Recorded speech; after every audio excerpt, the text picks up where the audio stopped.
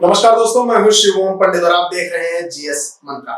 इस वीडियो में हम बात करने जा रहे हैं प्राचीन राजवंशों के, उनके संस्थापकों की और उनकी राजधानियों के बारे में। प्रश्न काफी पूछे जाते हैं कि कुछ प्राचीन राजवंशों के आपको नाम दे दिए जाएंगे जो प्राचीन भारत के होंगे, उनके संस्थापक कौन थे आपसे पूछा जाएगा, उनकी राजधानी कहाँ थी आपसे पूछा जाएगा, या फिर सही मिलान के रूप में आपसे पूछा जाएगा। तो काफी महत्वपूर्ण बिंदु है, इसलिए इसका एक अलग से वीडियो आपको प्रस्तुत किया जा रहा है। तो चलिए देखते हैं प्राचीन राजवंश, उनके संस्थापक और राजधानी के बारे में। तो सबसे पहले नाम आएगा आपको 6ठी शताब्दी ईसा पूर्व में, चलते हैं महाजनपद काल में। हर्यक वंश की बात आती है। वंश मैंने नाम के आगे नहीं लिखा है क्योंकि टाइम लगता है। देखिए हर्यक वंश का संस्थापक कौन? बिंबिसार। बिंबिसार, ठीक है। बिंबिसार और बिंदुसार में लोग कंफ्यूज होते हैं, दोनों अलग अलग थे, ठीक है। बिंबिसार हर्यक वंश का संस्थापक था। और हर्यक वंश की राजधानी कहां बनी? राजगृह या पाटलिपुत्र। देखिए दो जगह जहां पर दी गई है, ठीक है। जैसे राजगृह को राजगीर भी कहा जाता है, आगे चलकर वो पाटलिपुत्र हो गई, पटना हो गई, वो ठीक है। लेकिन कई जगह आप देखेंगे कि दो अलग अलग जगह दिए गए हैं राजधानी के रूप में। तो या तो वहां की राजधानी में परिवर्तन किया गया है कि एक जगह से राजधानी उठाकर दूसरी जगह दी गई है, या फिर उनकी दो राजधानियां थी समय के अनुसार, गर्मी में ये वाली होगी, सर्दी में ये वाली होगी, ठीक है। तो उसमें कंफ्यूज मत होइएगा, दोनों याद रखिएगा। चलिए, हर्यक वंश बिंबिसार संस्थापक, राजगृह या पाटलिपुत्र उसकी राजधानी थी। नेक्स्ट पर आते हैं शिशुनाग वंश, संस्थापक शिशुनाग ही था।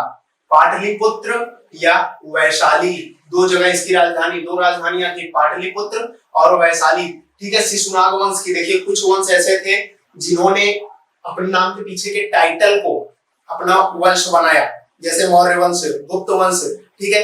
लेकिन कुछ ऐसे भी थे जिन्होंने पहला राजा जो उसका हुआ उसने अपने नाम पर वंश की स्थापना की। और ऐसे वंश आप देखेंगे इतिहास में, तारीख गवाह है कि फले फूले नहीं, आगे चल के खत्म ही हो गए, बहुत ज्यादा दिन तक चल नहीं पाए। तो ऐसे ही शिशुनाग वंश था। नंद वंश का संस्थापक महापद्मनंद था।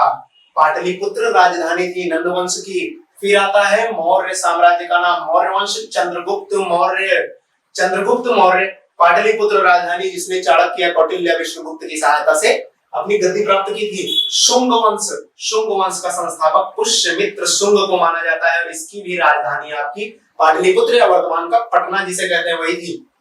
कण्व राजवंश, वासुदेव, पाटलिपुत्र राजधानी। कण्व राजवंश की राजधानी भी पाटलिपुत्र। देखिए ध्यान दे लीजिए, सीरियल से देख लेंगे तो अभी तक सब में पाटलिपुत्र कॉमन है, ठीक है। सातवाहन वंश की स्थापना किसने की पूछा जाता है। सातवाहन वंश की स्थापना की थी सिमुक ने स्थापना की और प्रतिष्ठानपुरी को अपनी राजधानी बनाया। कुषाण वंश कुजुल कड्फिसेस फर्स्ट ने कुषाण वंश की राजधानी की स्थापना की और इसकी राजधानी पुरुषपुर और मथुरा, दो राजधानियों के नाम आते हैं। पुरुषपुर वही है जो आज पेशावर है, ठीक है। पुरुषपुर और पेशावर सेम है। गुप्त वंश की स्थापना किसने की? श्रीगुप्त ने। और पाटलिपुत्र इसकी राजधानी। देखिए गुप्त वंश के बारे में दो क्वेश्चन आते हैं, गुप्त वंश की स्थापना किसने की और गुप्त साम्राज्य का वास्तविक संस्थापक कौन था। तो गुप्त वंश का जो स्थापक था वो श्रीगुप्त था, लेकिन गुप्त साम्राज्य का वास्तविक संस्थापक जब साम्राज्य की बात आएगी तब चंद्रगुप्त का नाम आएगा, ठीक है। तो चलिए नेक्स्ट पर आइए, पुष्यभूति वंश। देखिए ये शुंग वंश का स्थापना पुष्यमित्र ने, कंफ्यूज मत होइएगा, पुष्यभूति वंश की स्थापना पुष्यभूति ने ही की थी और थानेश्वर और कन्नौज इसकी राजधानियां, ठीक है। नेक्स्ट पर आइए, पल्लव वंश सिंह विष्णु के द्वारा स्थापित था और कांचीपुरम इसकी राजधानी थी। पल्लव वंश की राजधानी कांचीपुरम सिंह विष्णु के द्वारा था, ठीक है। 7 नगरियों के नाम बहुत फेमस है अपने यहाँ, अयोध्या, मथुरा, माया, काशी, कांची, अवंतिका, पुरी, द्वारावती, सप्तैता, मोक्षदायिका कहा जाता है। तो ये भी पता होना चाहिए आपको, 16 महाजनपदों के नाम याद होने चाहिए आपको। चलिए बताइए, पाल वंश की स्थापना किसने की? गोपाल ने, ठीक है। पाल वंश, गोपाल, राजधानी किसको बनाया? मुंगेर को राजधानी बनाया। अब आते हैं गुर्जर प्रतिहार वंश पे। गुर्जर प्रतिहार वंश की राजधानी कन्नौज थी और इसकी स्थापना की थी हरिश्चंद्र ने, ठीक है। गुर्जर प्रतिहार वंश की राजधानी कन्नौज और स्थापना की हरिश्चंद्र ने। नेक्स्ट पर आइए, सेन वंश, सामंत सेन ने स्थापना की थी सेन वंश की और राढ़ इसकी राजधानी थी। नेक्स्ट पर आते हैं गढ़वाल वंश की स्थापना चंद्रदेव ने की और कन्नौज को अपनी राजधानी बनाया, ठीक है। अब देखिए एक चीज और, जहां आप देख रहे हैं कन्नौज कई लोगों की राजधानी रही है, ऐसा नहीं कि समकालीन रहे होंगे कन्नौज को ही राजधानी बना लिया। ये सब क्रम अनुसार है, मतलब इनका क्रम अलग अलग है, ठीक है, कालक्रम सबका अलग अलग है, कोई मिक्स नहीं है। नेक्स्ट पर आइए, चौहान। चौहान वंश की स्थापना वासुदेव ने की और अजमेर को अपनी राजधानी बनाया। अजमेर का मामला है। चंदेल वंश, नन्नुक, चंदेल वंश का संस्थापक कौन था? नन्नुक। नन्नुक खजुराहो, खजुराहो इसकी राजधानी थी। खजुराहो का मंदिर प्रश्न पूछा जाता है, खजुराहो के मंदिर किसने बनवाए? चंदेल वंश के राजाओं ने बनवाए थे, आपका उत्तर होता है। ठीक, नेक्स्ट क्वेश्चन पर आते हैं। गंग वंश। गंग वंश की स्थापना वज्रहस्त पंचम ने की थी और पुरी को अपनी राजधानी बनाया था। पुरी कौन सा? उड़ीसा वाला।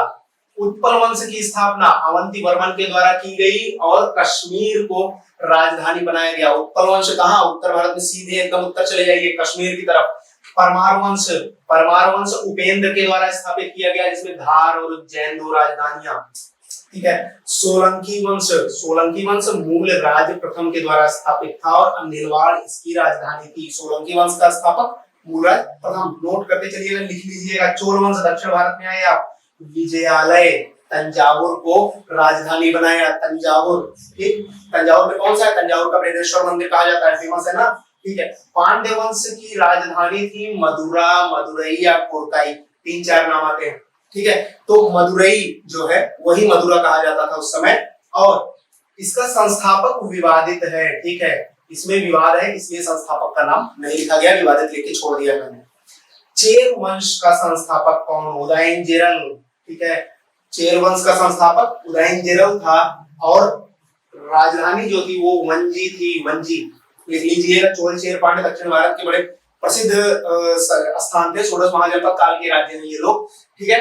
तो इतने इंपॉर्टेंट आपके प्राचीन राजवंश हैं, इनके संस्थापक हैं और इनकी राजधानियां, जिनको आपको याद रखना आवश्यक है। तो इनको याद कर लीजिएगा, लिख लीजिएगा, जो भी चाहिए कर लीजिएगा, पर क्वेश्चन गलत नहीं होना चाहिए। तो चलिए, अगर वीडियो अच्छा लगा तो चैनल को सब्सक्राइब कीजिएगा, वीडियो को लाइक कीजिएगा, शेयर कीजिएगा और देखते रहिए जीएस मंत्रा। जय हिंद।